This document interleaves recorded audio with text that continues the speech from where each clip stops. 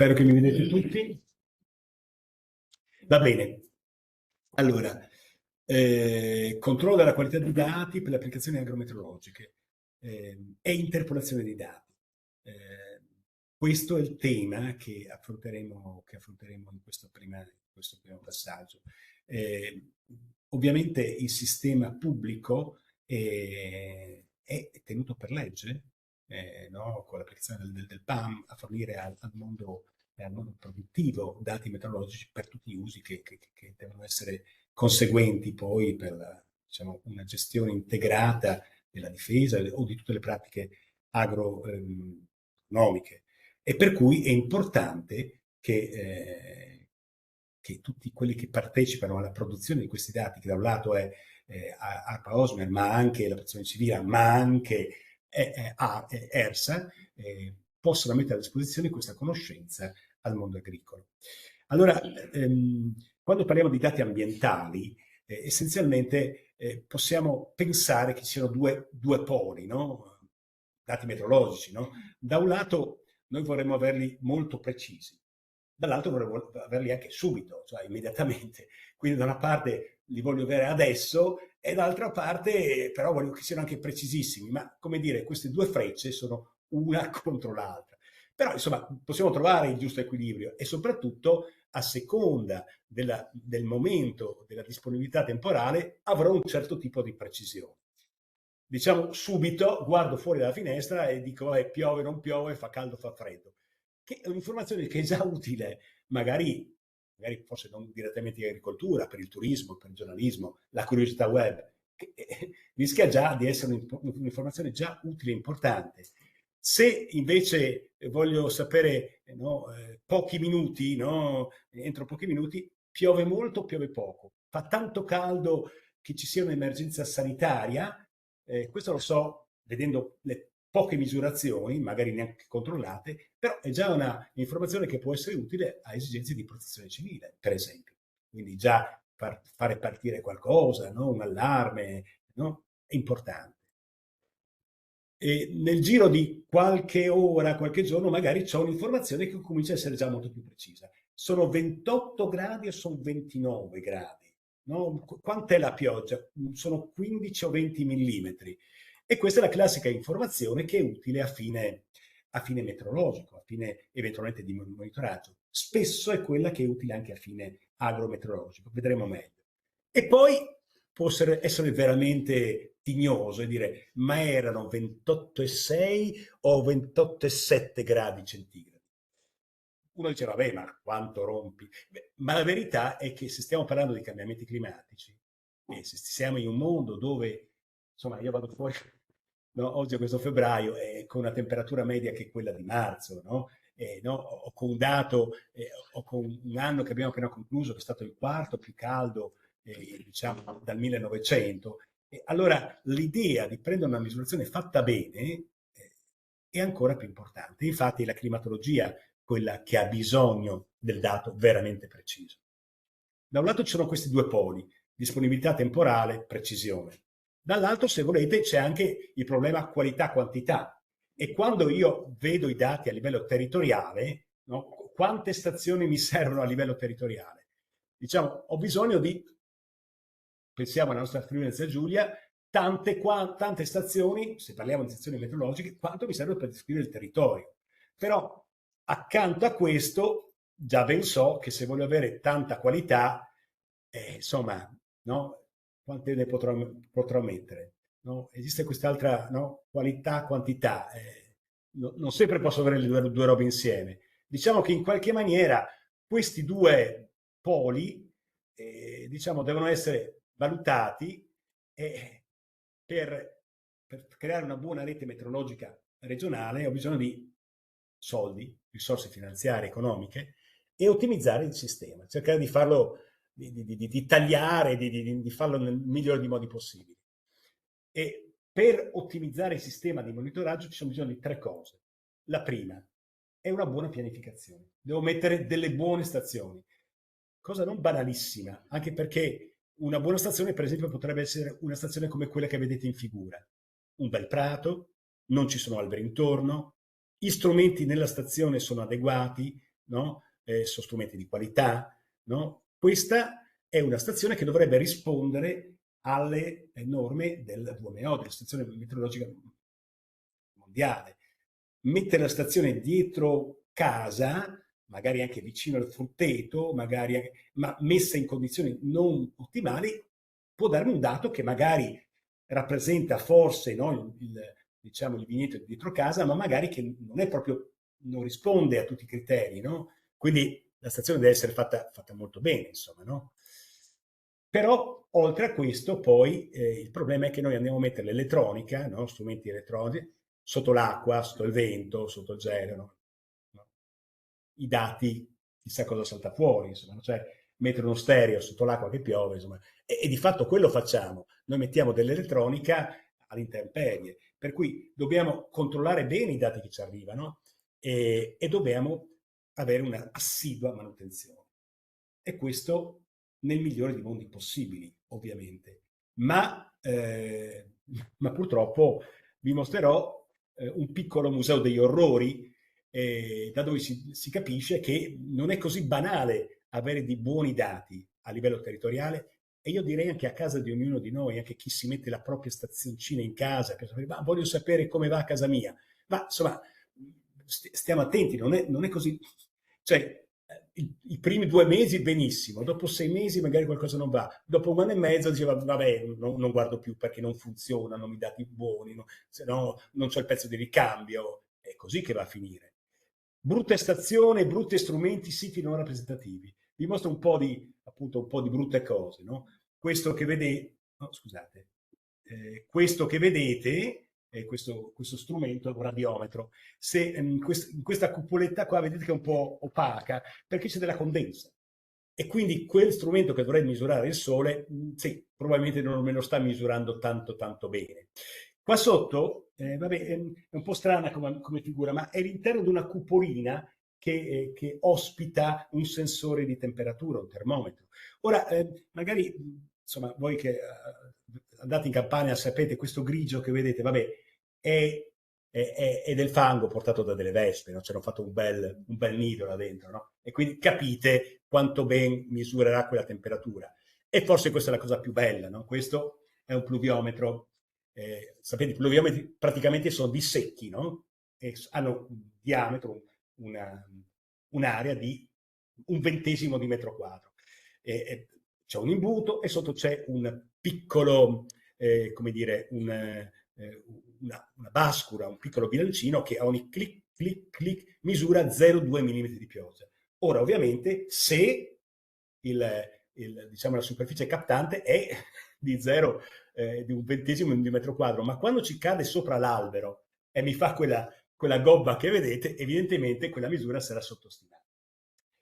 E per non parlare poi, questi proprio danni sullo strumento, ma anche attorno allo strumento. Se c'è un palo che è storto, e questo anemometro difficilmente misurerà bene, no? Perché insomma è una roba che ha dei cuscinetti, dovrebbe lavorare esattamente, no?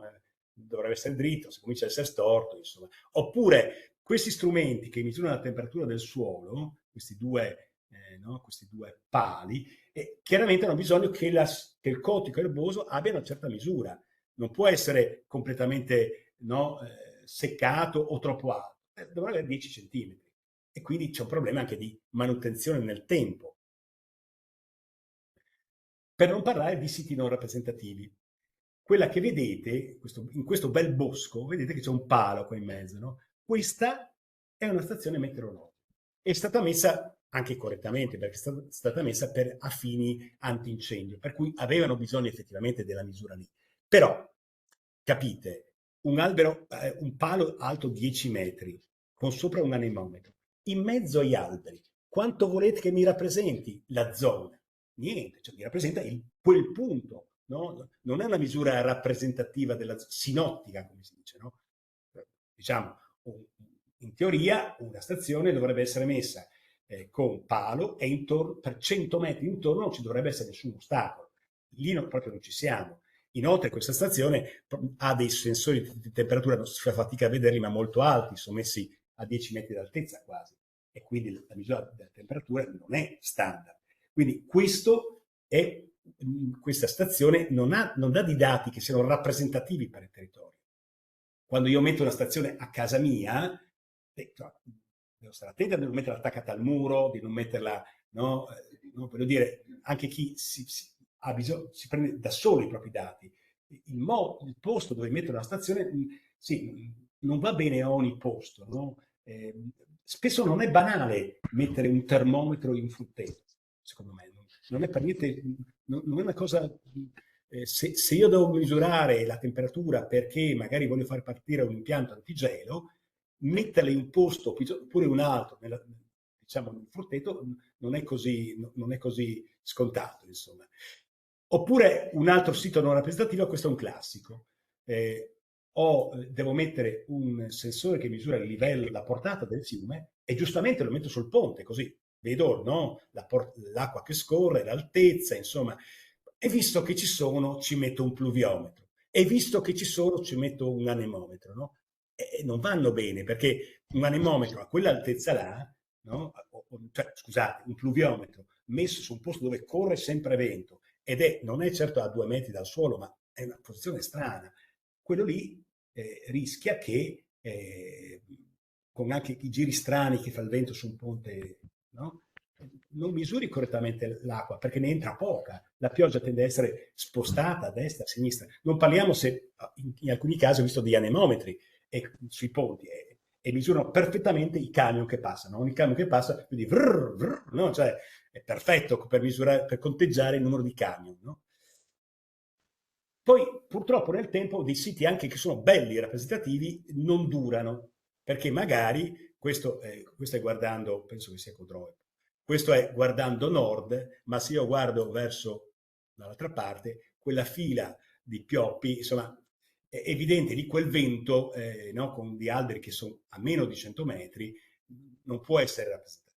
E quindi una stazione che era perfetta, nel tempo può anche degradare perché intorno le condizioni cambiano. In certi casi non si può fare diversamente. Cioè, io dovrei avere un bel prato, ma se voglio avere una stazione marina su un molo, qui Molo Bandiera Trieste, trovare un prato su un molo di Trieste, insomma, una è così a Trieste, che è Barcola, dove c'è una stazione dell'aeronautica, che c'è un pezzettino di prato, però mediamente non riesce a metterlo. E allora, chiaro, il gestore dei dati deve sapere che quella è una stazione particolare, per cui anche gli strumenti sono messi in maniera un po' diversa, magari i termometri sono un po' più alti, perché in modo che risenta di meno del cemento che sta sotto. Poi anche sapendo che comunque in quella posizione là è un po' meno importante, perché c'è il mare vicino, per cui tende a, come dire, se anche l'altezza non è perfetta, comunque il dato è comunque affidabile. E quindi diciamo, in questa doppia, in questi doppi due poli, no? Qualità, quantità, disponibilità, diciamo temporale e precisione, dove si colloca il dato agrometeorologico. Ma tutto sommato dipende da quello che intendiamo dire per dato agrometeorologico o in ultima analisi a cosa ci serve. In un certo caso potremmo parlare di un dato agroclimatologico. Non so, per esempio una sommatoria termica. Parliamo di, no, io voglio sapere, no, quando piazzare le trappole no, per gli insetti, insomma. Tipicamente uno fa una sommatoria termica all'inizio dell'anno, dice, più o meno, no, il primo picco dovrei averlo quando raggiungo quei gradi giorno là. Metto la trappola e magari se ho fatto bene i conti, no, la trovo. E naturalmente a questo punto il strumento dovrà essere ben preciso. Se è uno strumento che è sbagliato di mezzo grado, no, va bene, no? Perché giorno per giorno sommo una deriva e per cui rischio di sbagliare di 3, 4, 5 giorni, insomma, no? È una cosa che non posso fare.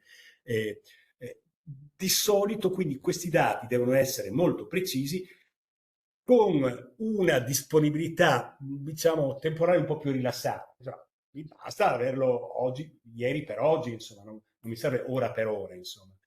E spesso anche con una densità territoriale che non è così spinta. Se parliamo in particolare del campo termico, insomma, le differenze a livello di pianura soprattutto, poi quando andiamo in montagna le robe sono più complicate, insomma, non c'è questa grande differenza territoriale. Se parliamo invece di dati, mi serve come input un dato di un modello fitoiatrico per gli insetti, per un bilancio idrico, beh, qui magari la precisione è un po' meno spinta, però lo voglio avere subito. Se parliamo di picchiolatura, voglio averlo ogni ora praticamente il dato, quindi molto rapidamente. Buona qualità, una buona rappresentazione territoriale e soprattutto in alcuni casi devo avere un'ottima descrizione territoriale. Parlo della pioggia, per esempio, d'estate con i temporali, insomma, lì devo sapere dove finisce il temporale, dove c'è e dove non c'è, insomma. Quindi un dettaglio che potrebbe essere questo. Questo è quello che viene richiesto, per esempio, tipicamente quello che chiede l'ente di ERSA come dati da fornire, diciamo, al mondo agricolo, un centinaio, 100, 150 località per cui io so i dati agrometeo che mi servono. Allora, da dove li tiro fuori questi dati? Beh, insomma, fortunatamente, grazie anche diciamo, al fatto che a partire dal 2012-2014 abbiamo unificato, la regione ha unificato le reti meteorologiche che c'erano, quelle della protezione civile, quelle dell'ARP, ormai sono un'unica rete e ce ne sono anche, non voglio dire fin troppe, ma insomma, visto che per motivi di protezione civile ce ne saranno tante, di fatto disponiamo di molte stazioni. Ci sono in regione almeno 260 pluviometri, 200 termometri, 140 igrometri, un centinaio di sensori per il vento, insomma, tantissima roba che bisogna controllarla. Il problema non è piccolo, per cui abbiamo la necessità di avere delle procedure informatiche che mi danno un controllo automatico di questi dati. Cioè, voi pensate, se parlassimo solo di dati orari, 200, 200, 200, 200, 200, no? Per tutte le stazioni, insomma, un migliaio di dati di più. Allora, in realtà anche di più perché, per esempio, per la pioggia ho bisogno magari anche del dato ogni 10 minuti, a volte serve anche quello. Per cui abbiamo implementato tutta una serie di misure, procedure informatiche che però non correggono, non cancellano, non invalidano in maniera automatica i dati, ma solamente segnalano il problema. Questa è la scelta che noi abbiamo fatto. Quindi tutti i dati arrivano e teoricamente sono tutti buoni e nel suo sistema automatico li va a invalidare.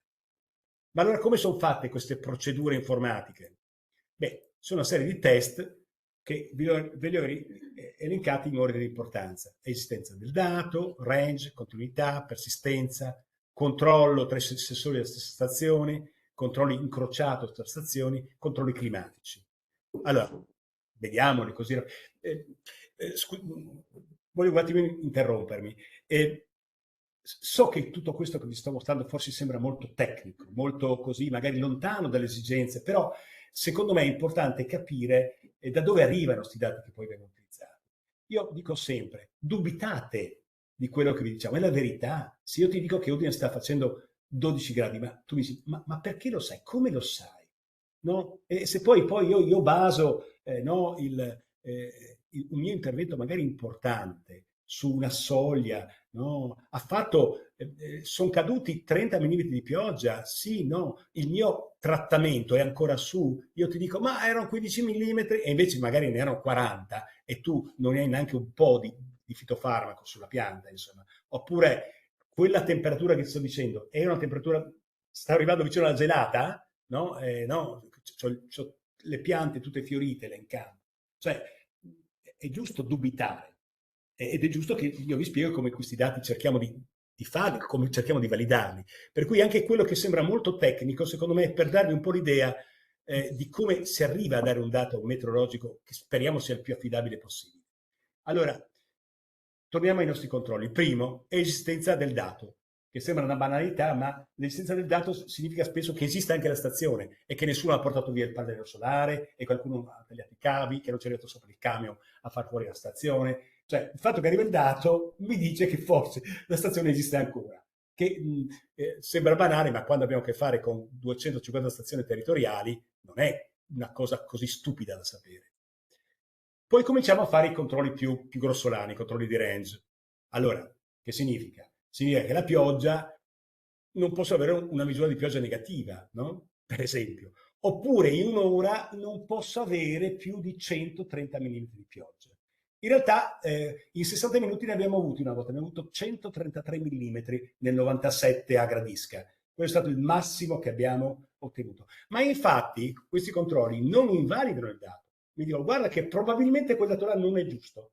Chiaramente se è sotto zero la pioggia, quello è sicuramente sbagliato, ma se sopra i 130 magari potrebbe essere un nuovo record. E così pure per la temperatura. Sotto i 20 gradi siamo arrivati a meno 16, no? A meno 17, ve lo ricordate, era poco prima di Natale, cosa 2012, insomma, che subito dopo ha fatto quasi c'era la neve dappertutto. In quel di Palazzolo siamo arrivati a meno 16. E sopra i 60 gradi uguale. Insomma. E via avanti. No? In questa maniera per ogni sensore individuiamo dei minimi e dei massimi, se li superiamo, siamo sopra o sotto, quello può essere un problema. Poi abbiamo dei controlli di continuità, cioè le variazioni tra un'ora e l'altra devono essere contenute, soprattutto per certe variabili. La temperatura. Se alle 10 di mattina ho 10 gradi, non è che alle 11 potrò averne 20 gradi. È difficile. Non impossibile, però difficile. Non impossibile capita viceversa. Posso avere alle 13 30 gradi, arriva d'estate, arriva il temporalone pazzesco e l'ora dopo sono 10 gradi più basso. Questo capita e appunto il sistema mi segnala, mi accende una bandierina, un flag, come diciamo noi, attenzione, c'è un salto tanto alto. E questo per ogni variabile. Poi i controlli di persistenza. Allora, se no, a una certa ora io ho 7 gradi, l'ora successiva ho ancora 7 gradi, l'ora successiva ancora 7 gradi. Sì, insomma, per quante ore misurerò 7 gradi? Non più di 4. Dopo 4 ore dico, vabbè, c'è qualcosa che non funziona. È chiaro che anche in questi casi devo vedere i limiti. La pioggia, 0, 0, 0, posso andare avanti un mese e mezzo con 0, 0, 0 di pioggia, e quello va bene. Oppure sono in situazione di nebbia e magari misuro per 30 ore sempre il 100% di umidità, perché sono nella nebbia, sono in nuvola. E infatti anche in questo caso bisogna stabilire i limiti, no? Questo controllo lo faccio solamente dentro a certe forchette. Poi altri controlli che si fanno sono i controlli, diciamo, tra i sensori della stessa stazione. Per esempio, la cosa più banale, piove c'è il sole, no? Può capitare, però insomma, no? Se poca pioggia, magari dici, vabbè, c'era un po' di rugiada, no? Ma se ci sono almeno 5 mm di pioggia, dici, vabbè, ma quanto radiazione c'era, no? Vado a vedere il radiometro, quanta insolazione c'era. Se era bello tutta l'ora, vado a verificare che sia vero. E magari becco che c'è il signor Zuccolo, no? Che stava bagnando il suo campo, perché può capitare che qualcuno stia irrigando, insomma, no? E c'è il sole e quello che sto misurando non è pioggia, ma è un'irrigazione. Oppure vado a vedere che a Trieste quel giorno lì non ci fosse una bora pazzesca, perché, come vi dicevo, c'è un bilancino. A volte la bora si infila sotto il pluviometro e comincia a far ballare il bilancino, per cui tu misuri, quello che misuri non è pioggia, ma è vento. Oppure ti può capitare che comunque in montagna certe misurazioni sta nevicando, tu hai una stazione che purtroppo non è la corrente, non è la corrente elettrica, perché magari sei un posto disgraziato sulla cima, eccetera, per cui è alimentata solo col pannello solare. In questo caso non riesci a avere una resistenza sul pluviometro, per cui la neve che ti arriva, se c'è la resistenza si scioglie dopo un po', bene o male la misuri quanto è nevicato e tu misuri l'equivalente in pioggia, in acqua. Però se non ce l'hai, fa freddo, rischia che te la tieni là per giorni e tu di fatto non hai una misura affidabile.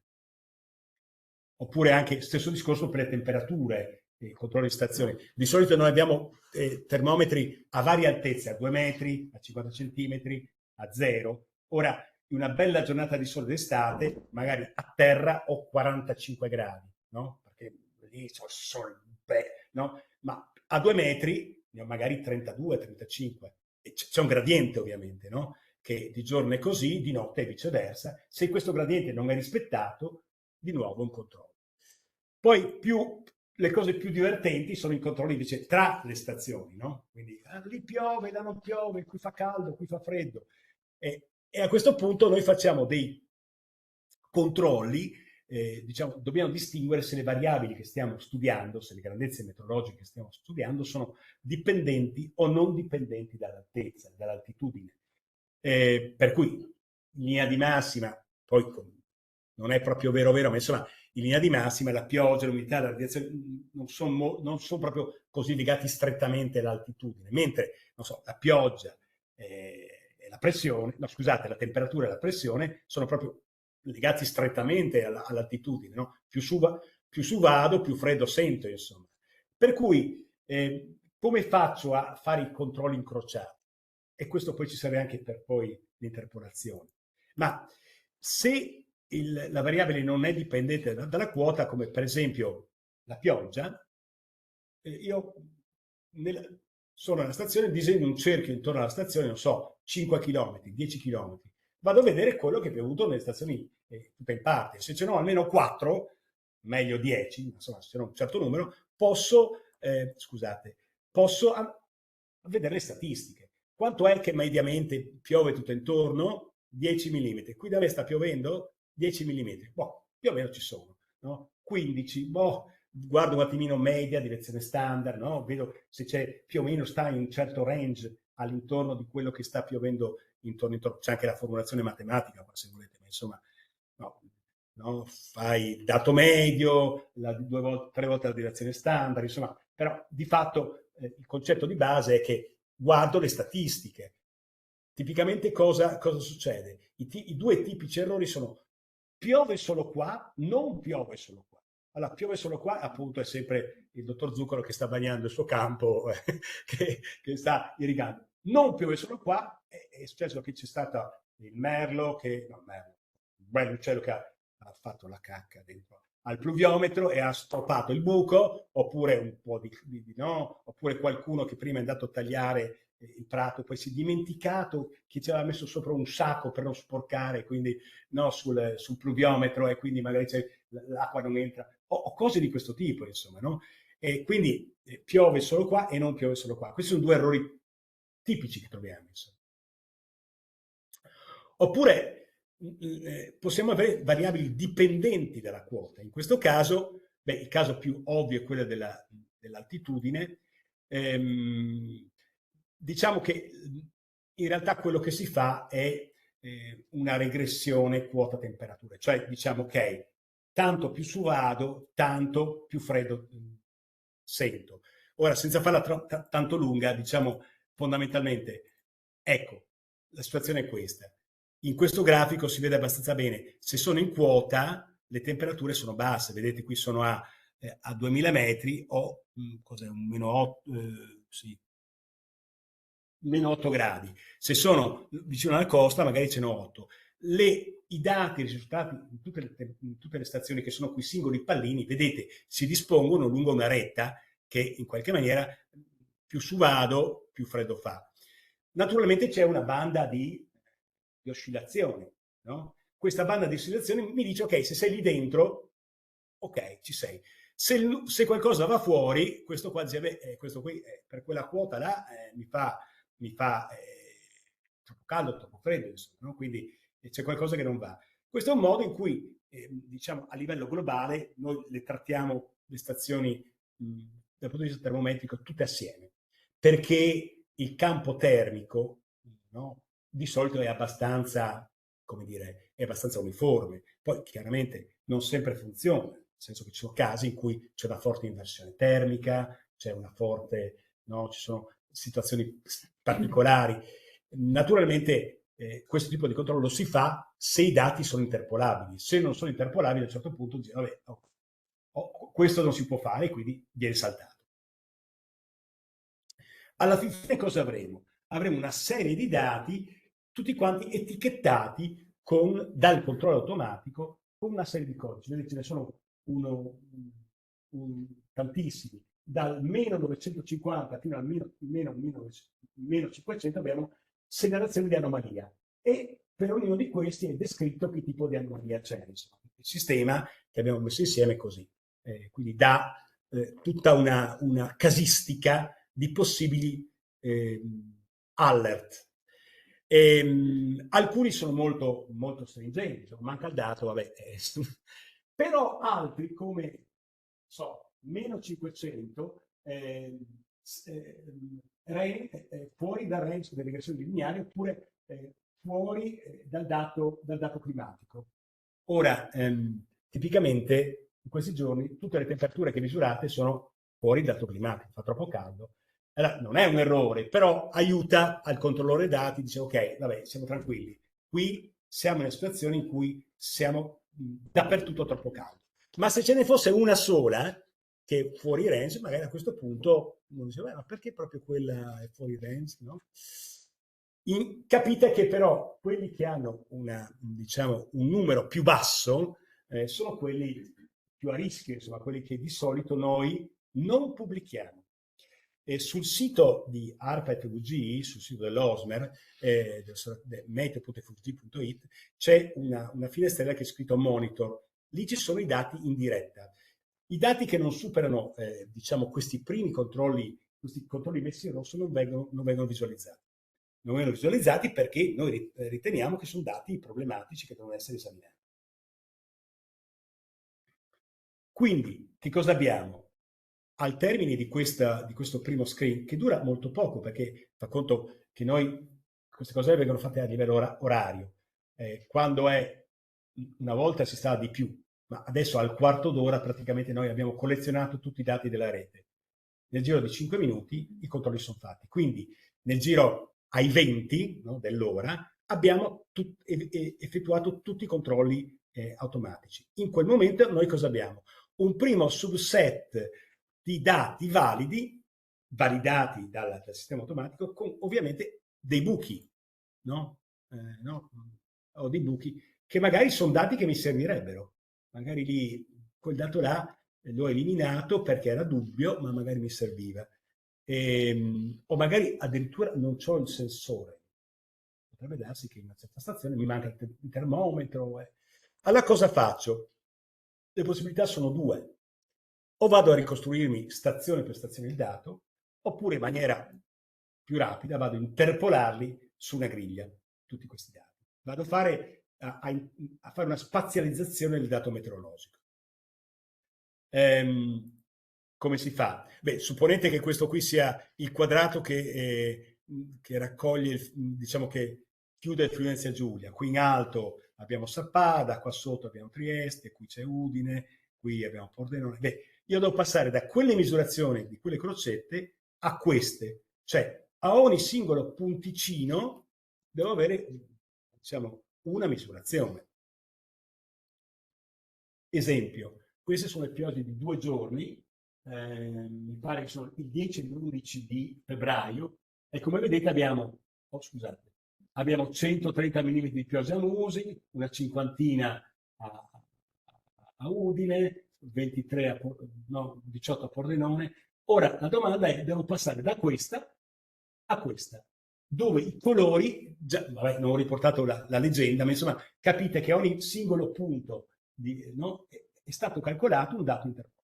Come ho fatto? E soprattutto, vedete che ci sono delle stazioni color giallo. Beh, queste stazioni qua sono stazioni che davano un problema, c'era un flag, non c'era qualcosa, questa pioggia probabilmente è troppo bassa, qua, no? Vedete che il sistema automatico ha detto non mi piace. Magari è giusta, però il sistema automatico dice che non mi piace. Allora, la prima roba che fa è elimina quel dato, torna a interpolare e ottiene una mappa di questo tipo, quasi uguale, no? Vedete, questo celeste ora non c'è più, no? E allora, come faccio per passare, appunto, fare questa interpolazione? Nel caso di pioggia si fa una semplice interpolazione lineare, un gridding. Ci sono un sacco di algoritmi che permettono di andare a interpolare i dati, no? Fondamentalmente la cosa concettualmente è abbastanza facile. Io sto in mezzo, guardo quello che c'è intorno, tu sei 10, tu sei 15, tu sei 10, tu sei 20, vabbè, facciamo una media pesata per la distanza, per esempio, e io in mezzo sarò 7, no? Quindi se vado questo punto qua, questo qua tiene conto di questo rosso, di questo, tiene conto di vari punti, e questo è uno dei vari metodi, questo è forse il più intuitivo, ce ne sono di più complicati, di diversi. Noi abitualmente utilizziamo questo, si chiama Natural Neighbor, è un modo un pelino più complicato, ma insomma alla fin fine non è molto diverso da quello che vi ho detto in 4 parole. E, ha delle caratteristiche questo sistema qua, cioè, come diciamo noi, onora il punto. Cioè, ci sono alcuni metodi di interpolazione che una volta che vanno a smuttare tutto, il valore che diciamo interpolato sul punto stesso di partenza, il punto rosso, non è quello che io ho messo dentro. Allora dice, ma che cosa mi serve una roba del genere? Può servire se quella misura che ho fatto in quel punto non è sicura. No? Uno dice, non è sicura, per cui io in partenza ti dico, vabbè, è circa così. Tu quando vai a farmi un'interpolazione, tieni conto che lì ci può essere una certa variazione. Questi sono i metodi fondamentalmente di Kriging, che sono nati per esempio per motivi di ricerca petrolifera. No? Uno andava giù, faceva i buchi, andava a prendere i campioni, diceva, beh, ma sarà rappresentativo o meno questo pezzetto di roccia con pieno di idrocarburi? Non lo so. E allora facevano delle interpolazioni addirittura tridimensionali, ma sapendo che ogni punto aveva una certa area di incertezza. Ora, quando noi andiamo a misurare le piogge, siamo abbastanza sicuri che quello che noi diciamo, soprattutto dopo che abbiamo fatto il controllo dati, sia vero. Per cui utilizziamo questi sistemi. E cosa otteniamo? Una griglia fatta così. Si vede la regione, allora abbiamo la regione suddivisa in 244 righe, 248 colonne. Ogni punto che va a individuare distanziato di 500 metri. Questo è quello che noi in maniera abituale facciamo in Friuli Giulia. Questa è la griglia standard che utilizziamo quando facciamo le interpolazioni. Il dato di pioggia interpolata può essere corretto dal dato radar. Perché? Perché dunque è chiaro, io fortunatamente ho tante stazioni, ma d'estate, se ho un temporale, può darsi che tra una località e un'altra, diciamo, le piogge non diminuiscono in maniera lineare, ma dove finisce il temporale, lì finisce la pioggia. Ora il radar ha tanti difetti, perché chiaramente mi dà una misura stimata, ma avendo le stazioni a terra e potendo accoppiare le misure di radar e le misure di stazione, posso avere una mappa territoriale molto più accurata. Ed è quello che cerchiamo di fare. Questa invece è una mappa di temperature. Penso sia una gelata, infatti dovrebbe essere il 7 aprile del 2021. E come vedete, in pianura abbiamo tanti -1, -4, sulle montagne arriviamo a -11, sulla costa arriviamo a +3,3. Ora, come faccio a passare da questi dati sparsi a una mappa fatta così? Che come vedete disegna le montagne, disegna un effetto sulla costa, no? Dove si vede che sulla costa fa caldo, i colori rossi sono i colori caldi, poi verso il blu abbiamo temperature sempre più basse. Allora, per farlo non è possibile utilizzare semplicemente un metodo di interpolazione diretto. Devo tener conto del fatto che ogni stazione, diciamo, risente della geografia intorno a lei, della topologia. Avrà una certa altitudine, risentirà o meno di un effetto di pianura, di un effetto di costa, no? Il mare vicino mitiga le temperature. Sarò in valle oppure non sarò in valle. Sono nel Tarvisiano, dove è un altro bacino, fa sempre più freddo. Ecco, di tutte queste cose io devo tenerne conto. E diciamo fondamentalmente, se ipotizzo che su tutta la regione la temperatura sia la stessa, ma sia semplicemente modificata da queste caratteristiche che hanno questi siti di misura, posso pensare di fare l'operazione inversa. Dalle caratteristiche di ogni sito di misura, trovare la temperatura media regionale, che è questa. Io faccio in qualche maniera la somma di tutte queste stazioni, pesandole ognuna per questi effetti. Faccio quella che si chiama una multiregressione. Quindi, di fatto, la temperatura in ogni singolo punto della regione è data semplicemente da questa temperatura media regionale, no? Questo B0, e poi sommo o sottrago, no? Sul fatto che mi trovo in montagna, vicino alla costa, eccetera. Di fatto, io prendo tutte le mie 260 stazioni termometriche e costruisco ora per ora, giorno per giorno, mese per mese, questa regressione. Dopodiché la prendo e la vado a spiattellare sul territorio. Ho una griglia delle altitudini, ogni 500 metri ho, diciamo, l'altitudine, ma poi ho anche l'effetto costa. Diciamo, lungo la costa, diciamo, c'è un effetto del mare che vale 1, questo blu vale 1. Ma entrando pochi chilometri dentro, questo man mano sparisce e vale 0. Per cui le stazioni di costa risentono di questo effetto. Poi, una volta che da Grado arrivo ai Due Leoni, per chi sa cosa sono, che è l'osteria poco oltre la Belvedere, lì già è finito, perché basta veramente poco. Ma poi c'è anche un effetto pianura, che è un effetto che fa sì che la differenza tra temperature minime e massime sia molto alta. Oppure c'è anche un effetto tarvisiano. Lì, mediamente, a parità di tutte le altre condizioni, le temperature sono comunque più basse. Ebbene, mettendo insieme tutte queste cose qua, quindi andando a prendere questa espressione e appiccicandola poi su ognuno di queste griglie, ottengo una mappa che è quella che facendo un zoom, che è quella che dicevo prima. Si può affinare il metodo, si possono anche, come dire, andare a rimettere, tra virgolette, gli errori, cioè a mettere la differenza tra la misura teorica e quella misura di stazione. Insomma, non voglio farla complicata. Quello che voglio mostrarvi è che si riesce a ricostruire da una serie di stazioni sparse sul territorio, seguono a questo punto l'orografia, seguono diciamo, un effetto che è dato dalla geografia, diciamo, della nostra regione. Si vede il mare, no? Si vede come a Grado fa 3, a Fossalone fa meno 2 e più dentro fa più bassa.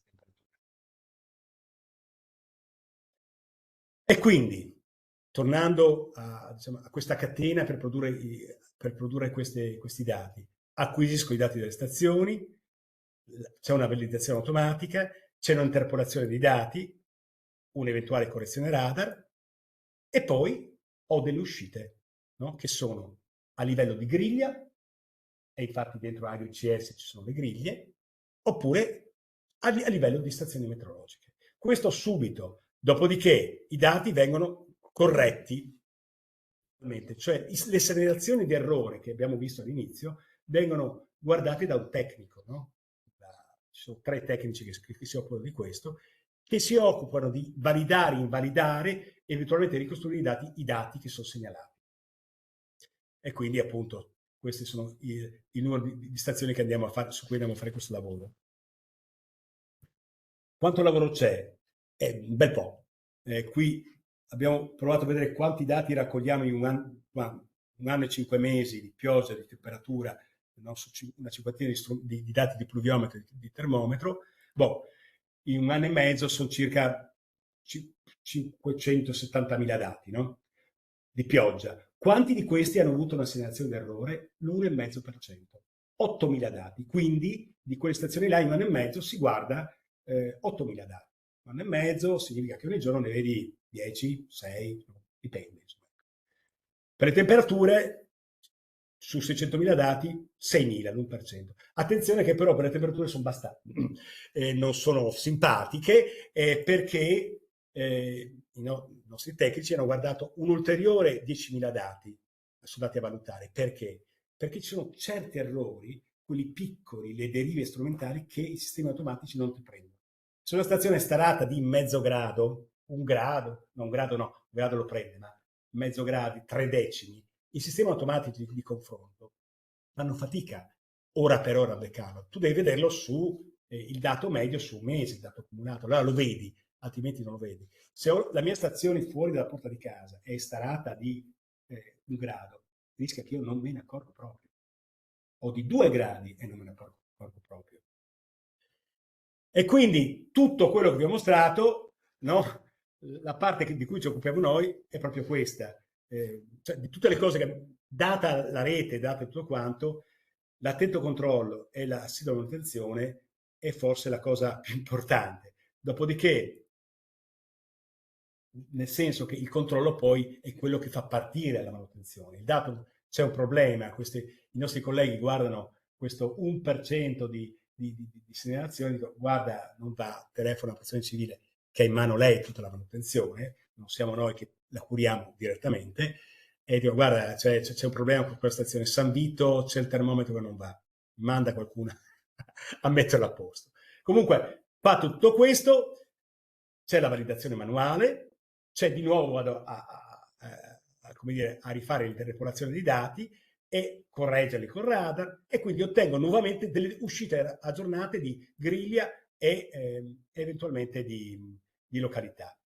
Entro 2 o 3 giorni. Diciamo che entro 2 o 3 giorni noi riusciamo dico 2 o 3 giorni perché chiaramente i dati del venerdì e del sabato vengono controllati il lunedì, ovviamente. Quindi diciamo che il dato raccolto il venerdì prima del lunedì non viene corretto. Diciamo 2 o 3 giorni voi avete il subset di dati in qualche maniera a posto, dopodiché vengono distribuiti in tempo reale quelli validati automaticamente, dopo 2 o 3 giorni vengono riscritti quelli diciamo fatti in maniera manuale e vengono distribuiti sul sito di ERSA, per esempio, oppure su AgriCS. E quindi di tutto questo ambaradan, quali sono le conclusioni? Beh, è banale, come dappertutto. Se vuoi avere un buon lavoro devi lavorare, insomma. Questo vale in qualunque campo e vale anche nel campo del controllo dei dati. Dobbiamo automatizzare il più possibile, abbiamo un subset di dati, così possiamo avere un subset di dati validi praticamente nel giro di un'oretta, e dopo 2 o 3 giorni quello completo, e interpoliamo i dati. In questa maniera abbiamo la disponibilità di dati su tutto il territorio regionale e abbiamo dei minori rischi, perché un dato interpolato spesso è molto meglio del dato della stazione più vicina, perché è un po' più controllato, è fatto meglio, tiene conto di tante cose. Se voi siete come dire, no, dentro nella bassa pianura friulana, andare a prendere il dato di Fossalone spesso non va bene, perché già risente del mare, voi magari siete a 3 km più in dentro, quella temperatura magari non è giusta, per cui il dato di essere un dato interpolato che tiene già conto di questo rischia di essere più affidabile. E con questo io penso di aver questa parte qua, averla detta tutta. Se ci sono delle domande, prego, sono disponibile. Allora, abbiamo i dati, cosa ce ne facciamo? Allora, fondamentalmente, la prima cosa che ne facciamo li diamo ad ERSA. Che giusto, no, non è banale, perché il discorso è che è ERSA che è l'organismo che per legge è tenuto a distribuire al mondo agricolo i dati meteorologici, che poi per il PAN devono essere a disposizione dell'azienda, insomma. E uno dei modi in cui si fa è attraverso appunto il sito AgriCS, dove ci sono i dati meteorologici, dove in collaborazione con ERSA abbiamo una serie di applicativi fitoiatrici oppure agronomici per allevamento che utilizzano appunto il dato meteo come input principale di partenza. Il servizio così SAM, scenari agrometeorologici, vuole dare un qualcosa a livello territoriale, quindi delle indicazioni generali che valgono appunto un po' per tutti. Naturalmente la domanda è quanto preciso può essere un servizio territoriale, cioè fino a dove possiamo arrivare. La verità è, come poi si diceva con il dottor Zuccolo, l'informazione è comunque da integrare con la conoscenza della propria realtà aziendale. Questo è chiaro. O hai un modello tarato sotto azienda, ma se un modello vale un po', a un certo punto tu devi fare, in qualche maniera, prendere diciamo, il consiglio e calarlo nella tua realtà. Insomma. Vediamo di cosa parliamo. Vabbè, io spero di non annoiare quanti, perché sono in mezzo a tecnici, per cui parlare di voi, di Peronospora e di Goidanic, probabilmente un'altra volta, Ciconia, siamo stufi di parlare di no, che cos'è la Peronospora. Qui ho dei miei colleghi che sono 2 fisici, non ne sanno niente, magari quindi forse a loro, per loro magari può essere utile dire che la Peronospora è la bestia con cui i viticoltori friulani hanno a che fare tutti gli anni, no? È il fungo che se riesci a contenere quello hai già fatto un bel pezzo della tua difesa no, dalle fitopatie per la vite, perché è veramente, diciamo, l'avversità chiave. Quando tu controlli questa, è facile che ti porti a casa un buon prodotto. Allora, questo fungo, diciamo, può essere modellizzato attraverso diversi modelli. Uno dei più classici, pluridecennale, eccetera, che comunque ha la sua utilità, è appunto il modello di Gojdanic, che modellizza la crescita del fungo all'interno della pianta, all'interno della foglia, grazie a semplicemente degli input di tipo meteorologico, attraverso la temperatura e l'umidità. Attraverso la temperatura, l'umidità e la pioggia so se è partita un'infezione, cioè se il fungo presente in campo, che è sempre presente in campo, è entrato nella pianta, dà origine a un'infezione e dopo n giorni torna a sporulare, cioè la cosiddetta evasione, torna a mollare, insomma, dei conidi, delle spore, diciamo, che danno origine a un'altra infezione. Ora, in questo modello, quindi dallo start, se riesco a ipotizzare qual è l'andamento per i giorni successivi, posso anche fare una previsione su quando è la data della prossima evasione.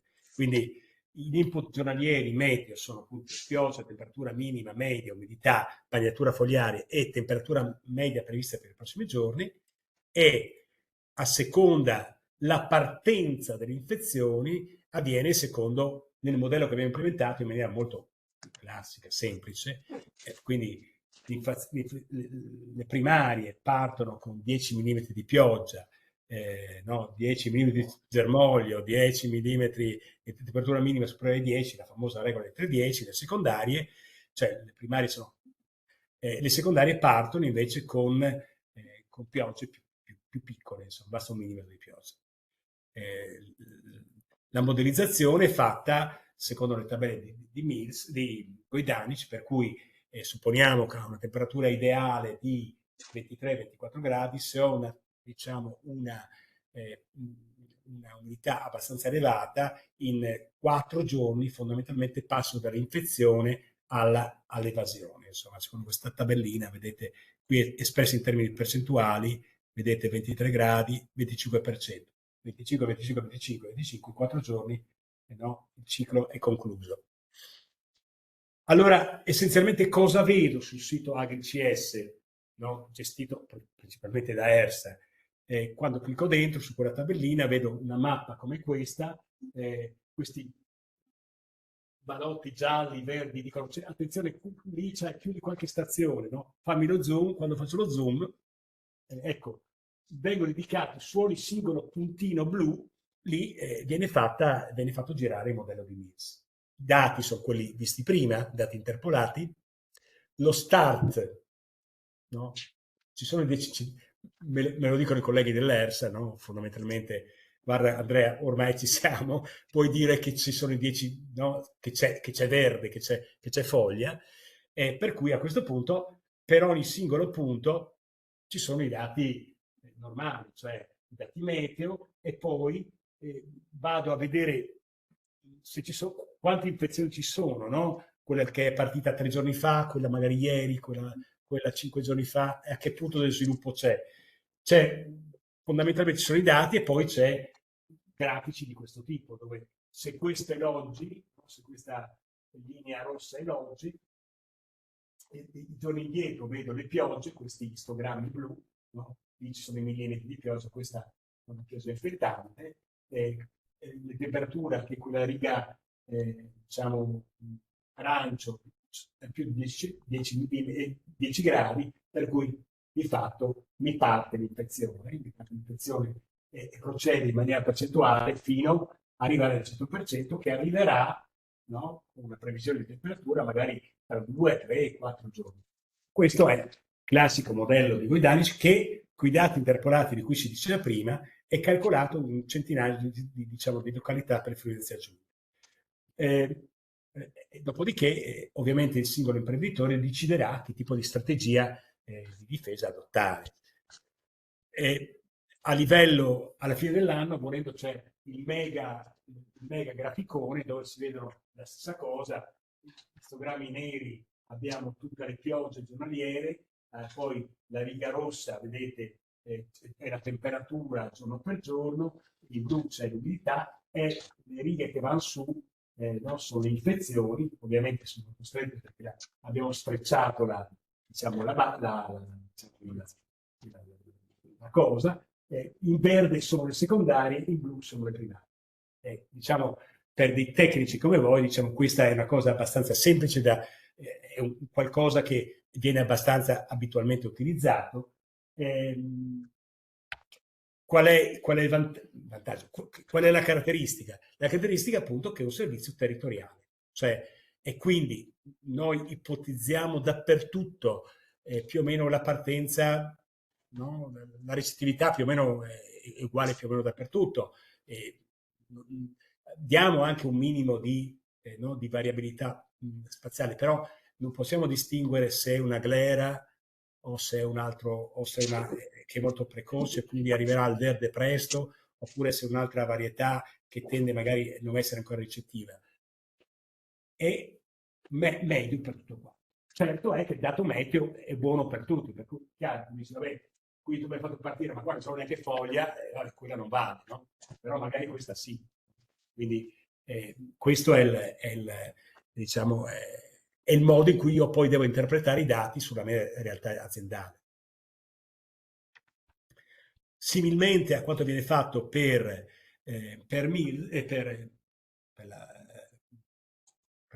la plasmofora, per coidanici, facciamo per la temperatura del melo, utilizzando l'algoritmo di Mills.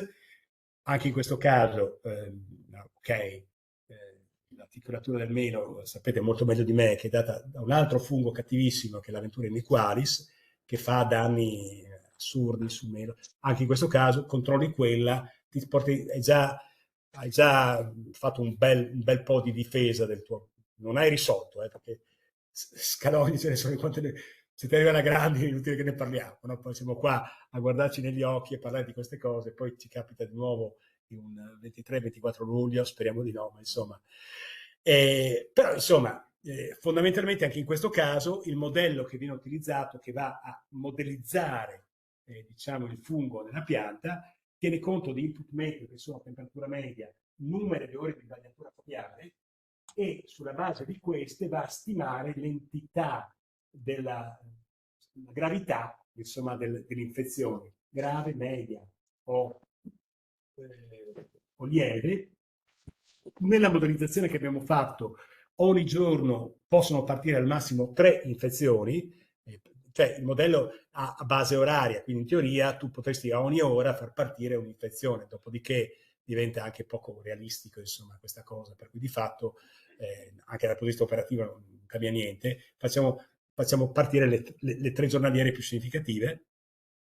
Il modello non tiene conto ovviamente della pressione della presenza in campo reale di ascospore o conidi, insomma, come anche d'altra parte ovviamente è un dato che si dà in qualche maniera per acquisito. Gli input, come detto, sono quelli abituali, quindi temperatura, lato, e qui ore di bagnatura foliare, a funzione delle ore di bagnatura foliare e della durata della bagnatura o la gravità dell'infezione in corso. Gli output sono il giorno e l'ora di partenza di ogni singola infezione, l'andamento percentuale nel tempo, come si sviluppa ogni singola infezione, il tempo di incubazione, la gravità e che può essere utile per la difesa il numero di gradi ora accumulati dall'inizio di un'infezione. No? Poi vediamo meglio.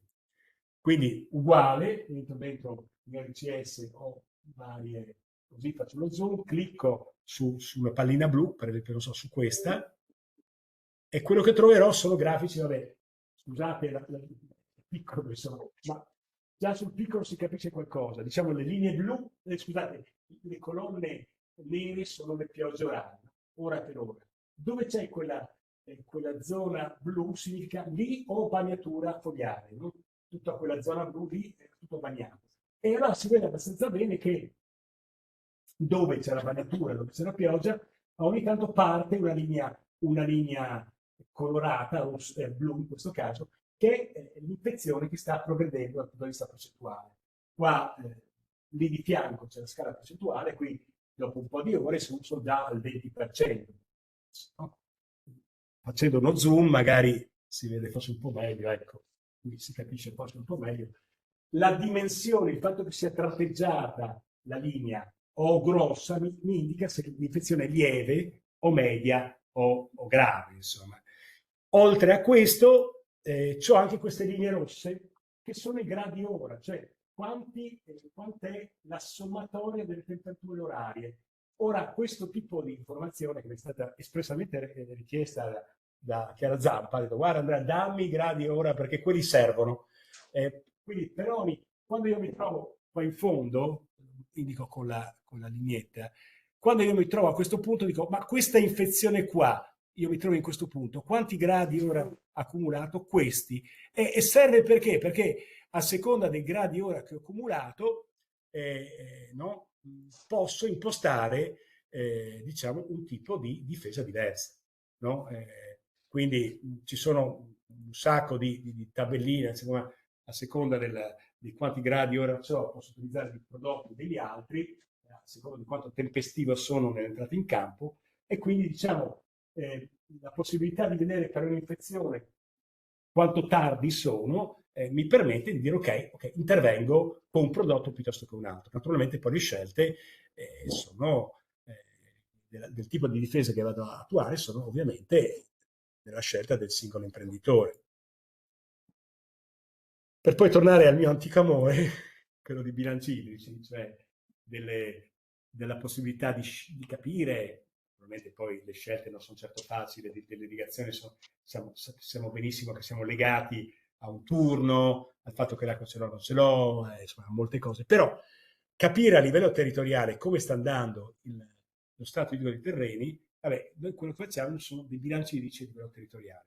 Due parole sul bilancio idrico, sapete, l'ho detto sempre 1000 volte, ora di ripetermi che di Baccicoglia dice sempre le stesse cose, ma insomma, fondamentalmente il bilancio idrico non è nient'altro che capire quanta, se io considero il terreno una specie di salvadanaio e invece di conteggiare i soldini, i spiccioli, conteggio l'acqua, essenzialmente funziona così, come input nel terreno, no?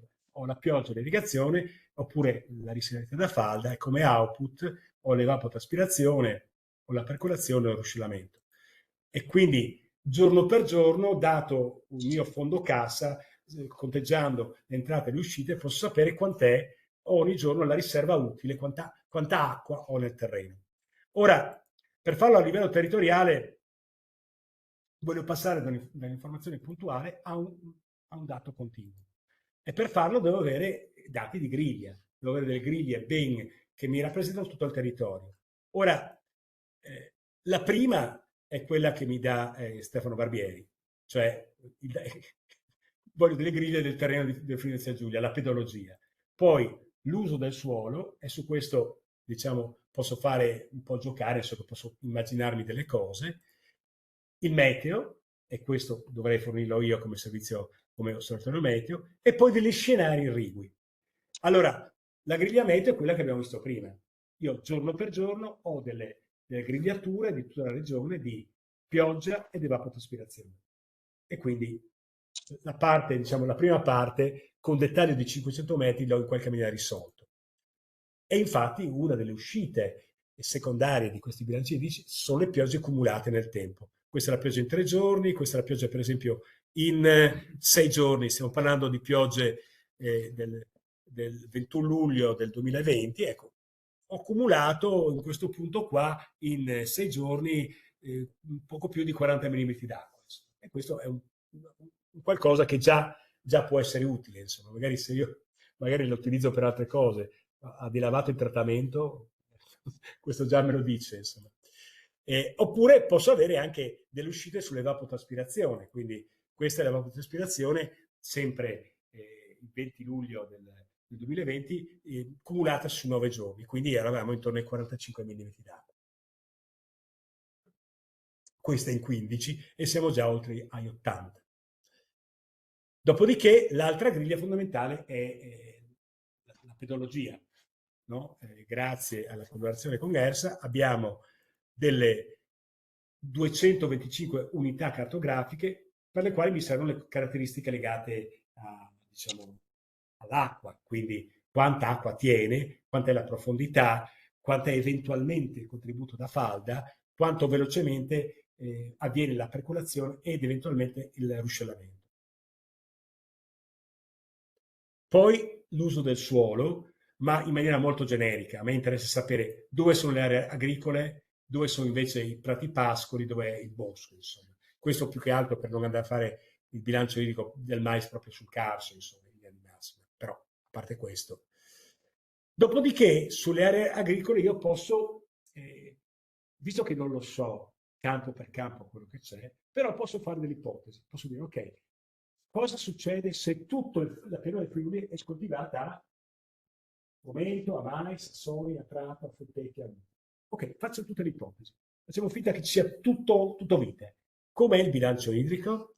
Ma non basta, cioè, quindi devo mettere insieme questa griglia, la griglia pedologica, la griglia meteo, la griglia di uso del suolo, e devo farle e devo sovrapporle. Eh, per sovrapporle è un problema perché cioè, il dettaglio di ogni singola griglia, cioè disegno diciamo, delle aree diverse ogni singola griglia. Per cui quando cerco di metterle insieme, così, vedete che alcune aree, alcuni quadrati di 500 metri per 500, soprattutto per esempio con la pedologia, definiscono dei terreni che possono essere molto diversi.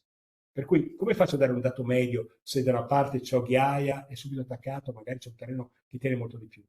E purtroppo sono obbligato a scendere di scala, andare a infittire tantissimo e arrivare da 500 metri a 50 metri, ma non perché ho tanta più informazione, ma perché riesco a definire dei confini che sono un po' più realistici. Facendo lo zoom, allora lo sbaglio che faccio è molto più piccolo. Vado a sbagliare, per esempio, quel quadratino di 50 metri dove, no, più o meno, insomma, anche se sbaglio così, non è così grave, insomma, ma i confini che vado a definire sono un po' più puliti, insomma. Quindi, con queste caratteristiche andiamo a fare un bilancio, un servizio idrico territoriale con delle unità di base di 50 metri, e questo significa che, considerando tutta la regione, il Carso, la parte collinare, vado a fare 1,5 milioni di bilanci idrici. Potenza di computer, una volta queste robe qua erano robe improponibili, ma oggi come oggi, insomma, la potenza di calcolo costa poco, per cui puoi anche permetterti di far lavorare un computer, non so, una giornata oppure qualche ora, insomma, e si fa, insomma, per 375.000 ettari. Allora, gli output giornalieri cosa sono? Per ogni singola unità territoriale di base, ogni singolo 50 metri per 50, vado a sapere giorno per giorno quant'è la riserva idrica, quant'è la percentuale sulla riserva idrica massima, quant'è la riserva facilmente utilizzabile, cioè quella quota d'acqua al di sopra della quale la pianta non soffre. Sotto comincia ad essere già in una situazione di stress. Oppure anche la durata della riserva facilmente utilizzabile. Tra quanti giorni in teoria dovrei intervenire con l'irrigazione. E quindi io ho questo tipo di interfaccia, io scelgo una variabile meteo, cioè una variabile, scusate, di tipo che cultura voglio vedere, no? Per esempio prato, scelgo una cosa, una variabile idrologica, non so, riserva idrica per esempio, e il 17 luglio 2020, non avendo irrigato mai, ipotizzo che non ho mai fatto irrigazione, allora la riserva idrica sarà di 70 mm, 80 mm qua, nella zona pordenonese, qui siamo molto vicino allo zero, abbiamo quasi esaurito la riserva idrica, oppure posso selezionare un'altra cosa, la percentuale di riserva idrica, cioè quanta acqua ho sul totale possibile, insomma. Ok? Qui siamo intorno al 100%, qui siamo molto molto scarsi, oppure ancora posso selezionare la riserva facilmente utilizzabile, che è un valore che può essere positivo o negativo. Se sono in negativo sono nella zona ovviamente gialla e qui sono in stress di fatto, in stress idrico. Oppure ancora posso selezionare quanto dura, per quanti giorni non entri in stress. Ok, dove c'è tutto questo color viola sono già in stress, mentre in queste zone magari posso pensare che entrerò in stress tra 3, 4, 5, 7 giorni. Oppure posso fare un'altra ipotesi, ma io in realtà avevo bagnato 12 giorni fa. 12 giorni fa, ancora, quanto avevo bagnato? Territoriale, ma massimo 40 mm d'acqua, perché più di 40 non li do per nessuno. Però non meno di 20 mm d'acqua, perché meno di 20 non lo do per nessuno. Magari tu a casa tua avevi messo un'altra misura, insomma. Però è questo che fai a livello, diciamo, generale. E prima di 2 giorni fa, boh, se sei in irrigo, io presumo che prima avevi bagnato, per cui non c'ho uno stress cumulato prima, no? Prima avevo bagnato con una certa regolarità, no? Quindi questa è il tipo di impostazione che do. Se sono in irrigo, dico, vabbè, l'ultima irrigazione l'ho fatta 2 giorni fa, più o meno con quantitativi standard, insomma, no? Tali da riportare il mio terreno in una buona capacità di campo, insomma, ma non più di 40 mm. E la situazione della riserva idrica è quella che vedete. Oppure, se l'ho fatto 3 giorni fa, ancora un'altra cosa, posso fare, no, ho queste scelte, insomma. La percentuale di riserva idrica, se ho bagnato 6 giorni fa, vedete, in termini di percentuali è molto elevata, sono intorno al 70, 80, 90%.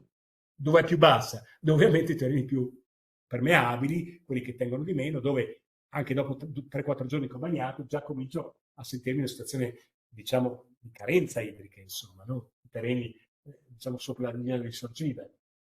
E ancora, sì, diverse possibilità, qual è la riserva facilmente utilizzabile e soprattutto qual è la durata. E qui è interessante, quindi si vede che avendo bagnato 6 giorni fa, come si differenzia a livello territoriale le zone dove quanto prima o quanto dopo potrò intervenire. Posso fare uno zoom, no? Zoom, zoom, zoom, vado fino, pertanto per capire qual è il dettaglio. Attenzione, qui c'è tanta matematica, però vi dicevo prima, vado a questo dettaglio così grande per riuscire a fare meglio i confini, no? Non è che l'informazione che ho qua dentro è molto diversa da quella che ho dentro, ma mi serve per riuscire a seguire meglio la pedologia. Però insomma questo è il tipo di prodotto che uno può avere attraverso questo tipo di strumento, che ti consente, essere umano, di avere un'idea, no, di come può essere. Direi una delle cose più interessanti è avere anche un'idea territoriale, cioè com'è il territorio del Friuli Giulia. E in effetti questo strumento qui può essere utilizzato non solo come guida per l'irrigazione, ma anche come valutazione a livello di pianificazione, di territori. Può essere utilizzato, per esempio, come base di calcolo per altre cose, per esempio per la stima delle micotossine, per esempio. O per esempio, per l'altro cosa che mettiamo a disposizione, che è un indice di percorribilità di suoli. E questo è abbastanza interessante, è una cosa che abbiamo sviluppato insieme alla pedologia qua, diciamo, dell'ERSA. Fondamentalmente è un indice particolare che fondamentalmente per ogni unità territoriale di base vado a stimare quant'è la quantità d'acqua presente nel terreno nell'ipotesi del terreno incolto. Perché ovviamente una roba del genere mi serve per l'inverno, non mi interessa per l'estate, non in via di massima. Cioè voglio capire, vabbè, vado nel pantano oppure no? Come sono? Qual è l'indice? Ed è bello perché poi, bello insomma, fondamentalmente cerco di andare a dire rispetto, questo indice correla il quantitativo di acqua nel suolo, ha la possibilità di entrare più o meno in campo senza avere dei danni di compattamento, degrado della struttura del suolo. Quando entrate vedete una mappa così, è di facile lettura, cioè rosso va grave, è meglio non entrarci, arancione così così, giallo già meglio, verde posso entrare. E di fatto corrispondono a quantitativi d'acqua che sono, se sono sopra il 105% della VC, quindi se sono già con tutta la microporosità del terreno piena d'acqua e anche c'è una parte più o meno alta della macroporosità, ok, lì evidentemente sono sopra capacità idrica massima, non è il caso di entrare. E poi man mano, se sono tra il 95% e il 105% della VC, siamo sul giallo, sull'arancione, poi giallo 85-95%, sotto l'85% abbiamo una situazione, diciamo, più così abbastanza possibile. È interessante questo, secondo me, anche magari non solo per la singola azienda, ma anche come visione generale del problema a livello di no? Come sta andando, com'è no? Non a livello generale, com'è la nostra agricoltura, cosa possiamo fare in questi giorni. Ma qui magari potrebbe essere una buona giornata, ma cosa succede tra qui sopra vedete c'è scritto giorni di previsioni, il giorno dopo comincia a piovere? No, il giorno dopo ancora qui comincia a piovere e probabilmente andando a sovrapporre tra 3 giorni rispetto alla data al giorno simulato sta piovendo e quindi le condizioni di campo potrebbero essere molto di percorribilità del campo molto peggiori fino ad arrivare qui poi è arrivata evidentemente è prevista una forte pioggia a questo punto non è più il caso di entrare. L'ultimo nato di questi scenari agrometeorologici è una cosa abbastanza semplice, tutto sommato, cioè l'indice di disagio bioclimatico per le bovine da latte. Ora, avendo dei dati interpolati a livello territoriale, è abbastanza facile poter capire quant'è, anche a livello previsionistico, quant'è la sensazione d'AFA che abbiamo noi cristiani, ma anche le povere bestie, sul caldo. E per cui sappiamo che d'estate arriva il caldo, tutti soffriamo e anche purtroppo le bestie soffrono tanto da determinare dei cali di produzione. Per cui insieme anche con l'associazione allevatori abbiamo pensato che poter avere la stima di un indice di AFA, di fatto, THI, l'indice termigrometrico, che definisce delle soglie sopra il quale abbiamo dei cali produttivi, potesse essere un servizio interessante, importante, utile. E allora fondamentalmente utilizziamo uno di tanti indici che esistono. Fondamentalmente sono dei indici di AFA, quando si deve dire per televisione il caldo percepito, cioè a parità di temperatura, se diciamo l'umidità è più alta, soffriamo di più. E in questa tabella si vede, no? Da una parte abbiamo le temperature che crescono 22, 23, 24, eccetera. Da questa parte abbiamo l'umidità 5%, 10, 15, 20%. Ok, se io ho una temperatura di 30 gradi, man mano cresce l'umidità, man mano vado in una zona sempre più rossa, sempre dove questo indice che è numerico ma poi corrisponde a dei colori è sempre più, come dire, sempre più limitante per, in questo caso per la produttività animale. Sono state definite, queste sono delle soglie che ha definito direttamente il Ministero, che è utilizzate da Rete Rurale, che dicono attenzione, quando sei sopra a quei livelli di THI esiste un rischio di produttività che può essere nullo, minimo, di allerta di emergenza. Viene distinto un rischio, un indice THI massimo giornaliero, ma anche minimo giornaliero, perché l'idea è che, ok, di giorno si soffre di più, ma di notte si dovrebbe poter recuperare. Se anche di notte ho un indice THI alto, a questo punto non c'è recupero da parte dell'animale, per cui il rischio per la produttività resta comunque elevato. Per cui nel momento in cui si danno dei livelli di rischio anche previsto, si tiene conto di entrambe le cose, della temperatura massima e dell'umidità, cioè del valore più alto e del valore più basso che assume questo indice nel corso della giornata, che tipicamente il massimo giornaliero è intorno l'1 alle 2, perché la temperatura è alta ma l'umidità è bassa, per cui non sempre corrisponde esattamente col punto massimo di temperatura più alta, perché magari l'umidità è un pelino più bassa. E poi di notte, quando la temperatura è pur bassa, ma l'umidità tende a crescere, insomma, no? Tanto più se poi andate lungo la costa, questo è ancora più vero, insomma. Abbiamo suddiviso il territorio in 8 zone, come vedete, costa, pianura, collinare, poi nelle valli, insomma. Per ognuna di queste zone diciamo, nella pagina che vi mostrerò si colorano diversamente a seconda del rischio che abbiamo visto, quindi nullo, giallo, arancione, oppure di allerta color rosso forte, insomma. Per la previsione di questo indice, quindi noi andiamo a prevederlo, no? Ci interessa dire che c'è, insomma, vediamo per domani, per 4 giorni, utilizziamo quello che fanno tutti, cioè il modello meteorologico di Reading, no? Il modello di riferimento europeo, ma la misura delle stazioni della nostra rete, perché questi modelli europei insomma, hanno un dettaglio che non riesce a essere quello che ci interessa a noi, i famosi 500 metri non ce li hanno di sicuro, insomma, non riescono a definire quelle aree che abbiamo visto. Per cui andando a fare una correzione tra il dato meteo e il dato misurato, per esempio, scusate, tra il modello e i dati a terra, riusciamo a avere un dettaglio abbastanza alto e possiamo fare delle previsioni per il giorno stesso e per i 4 giorni successivi nelle aree che abbiamo visto.